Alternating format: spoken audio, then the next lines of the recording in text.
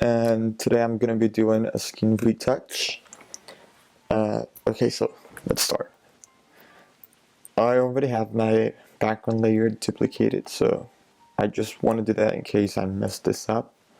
I can always go back to the original one. Okay, so first I'll do my frequency separation preset action. Okay, so just play that.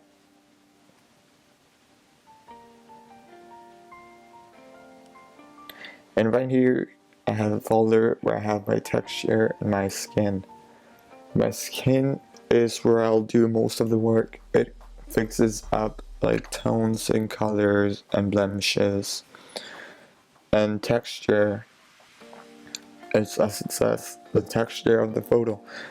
I don't really mess with this because you can mess up the picture pretty badly. So I mainly stick with skin, which is, like I said, blemishes and color fixing.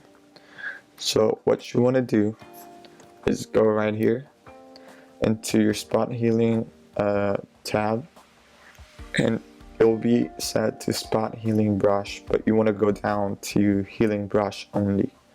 Okay, so pick that, and you'll start by sampling a clean space and then copying it over to somewhere you want to fix.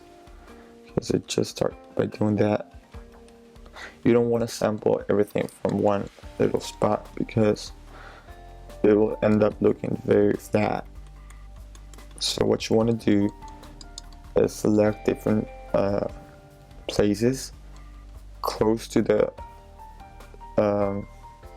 close to what you want to fix, and that'll give you the best result.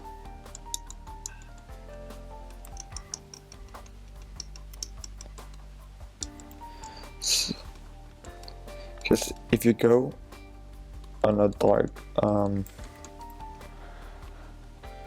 space and try to fix it with a light one, it's not gonna work. It's not gonna look natural. So you'll just have to sample and paste. Just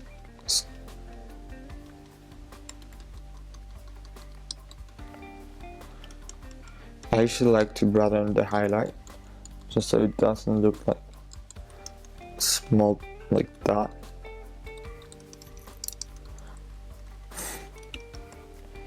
I don't really go through the nose, just like the edges, because I know it can get very tricky. See, it's getting tricky.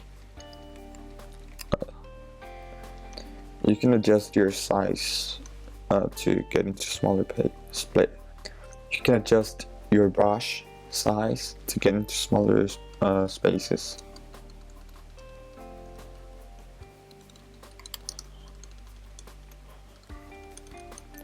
So I'll just go over the skin, and I'll be very careful with this part because if you spread too much of the highlight right here or too much of the shadow, her cheek's gonna look weird and she'll end up looking just very weird.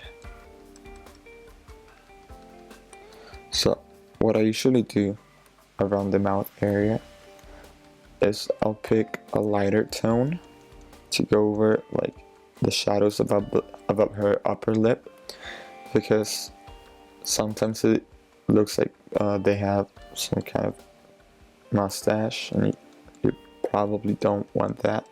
But I mean, it's just the shadows that are created by her face, so you just want to clean those up to make her look better.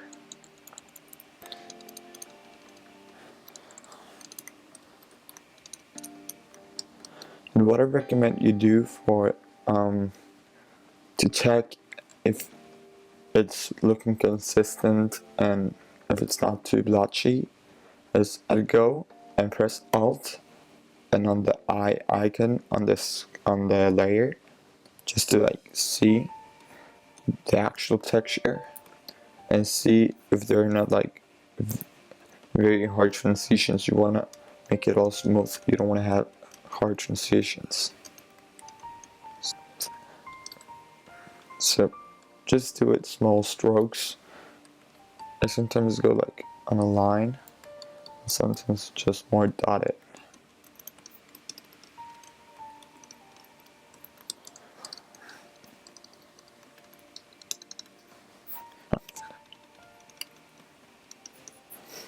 Also, chains are pretty tricky because if you end up doing too much to it, it'll just look unnatural. So you want to keep it the most natural as possible.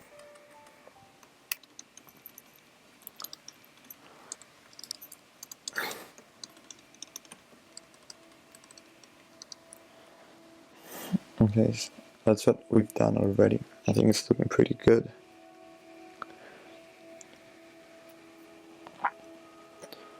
So I'll just zoom in again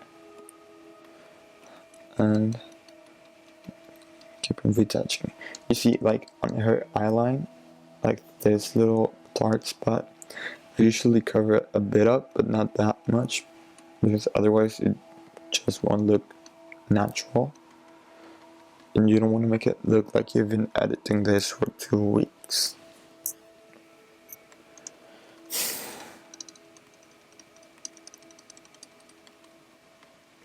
See, right there it's looking a bit blotchy. So how do I fix it? I'll just go with longer strokes rather than dot it.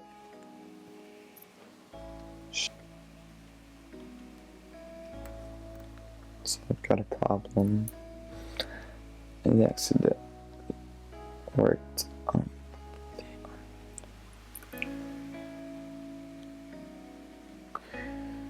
okay, so I accidentally worked on the texture layer instead of the skin for like this part right here. So I'll just have to, yeah, I'll see how it looks. I'll just keep working on it. Okay, so here's what I'm gonna do. I'm gonna redo my frequency separation layer. And then I'm gonna copy the texture.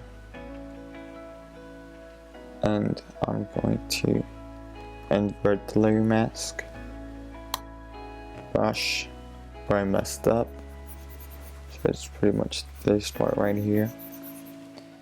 And I'm gonna copy my mask, apply it to the other one, and invert it, and that's gonna fix it.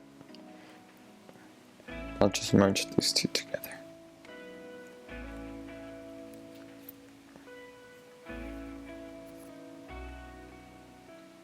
Okay, never mind. I'm not gonna merge them. Just group them. Yeah, I guess that's fine. So I'll just keep doing this. J for my healing brush, shortcut.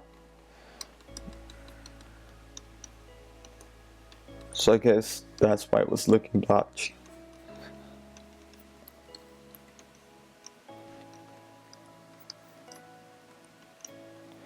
This is looking pretty good already. See that?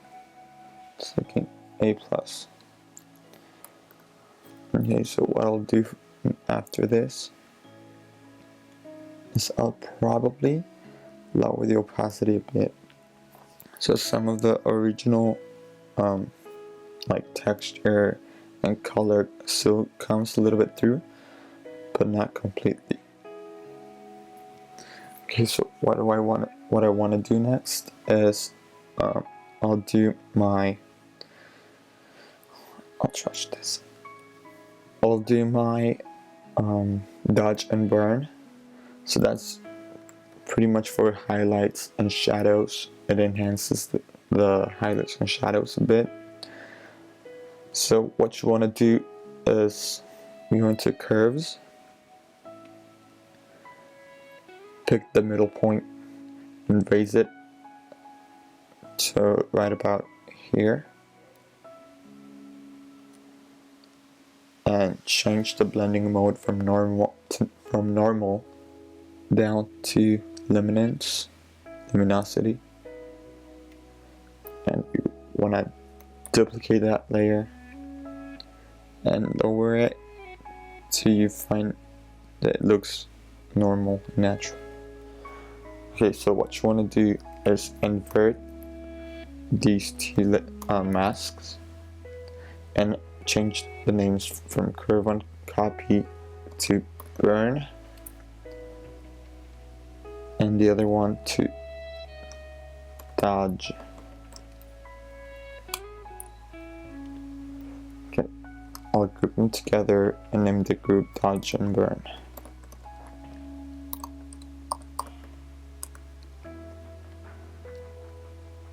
Okay, so I'll go with my brush, regular round soft brush, and I'll go with this one, I guess. So I'll just, okay, having white as my foreground color, I have my flow at a flow of 6%, and I'll go through her highlights. No, never mind, not her highlights. The shadows on her face. Just enhance them a bit. You could also use it on some of the highlights you think are too strong. It'll tone them down. So I'll just do this quick.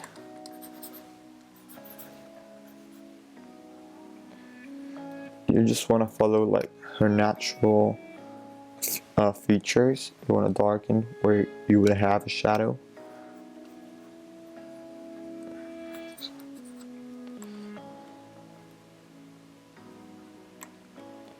You should go around the nose, the eyebrows, under her chin. See how that's making a big difference. Yeah, I'll keep it like that, and then dodge on her highlights. A little bit there, some around there, and here, on her chin, and on her cupid's bow. I just love doing it on the cupid's bow. I think it looks so good.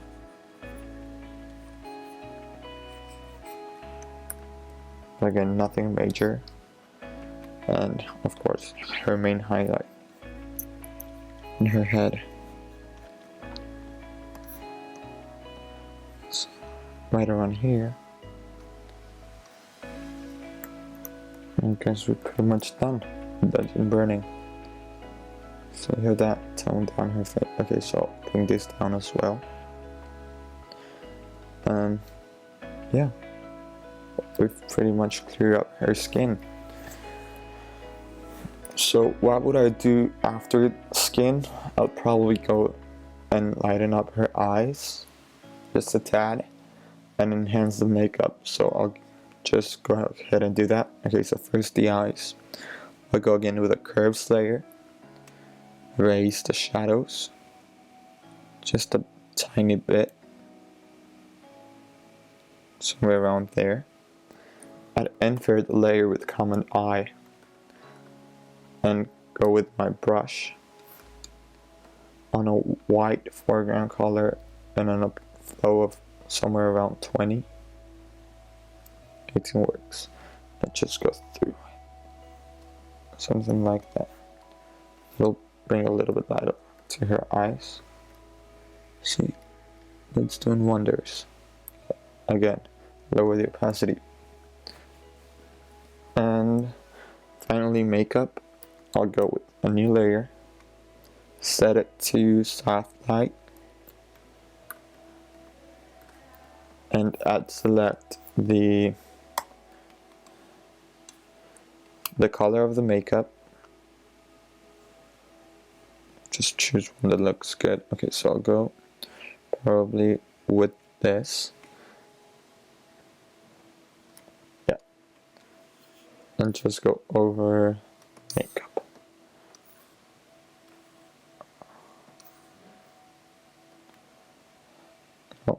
I'll pick like different tones of it just to go like through it. And what I also do right here is I'll pick like a color of our eye, make it lighter, and then I go over it just to make it pop a bit. And yeah, so that's what that layer does. And of course, bring down the opacity. And see, we're pretty much done. Okay, so thank you guys for watching. And if you have any ideas as to what could I do next, please tell me down in the comments. And well, subscribe.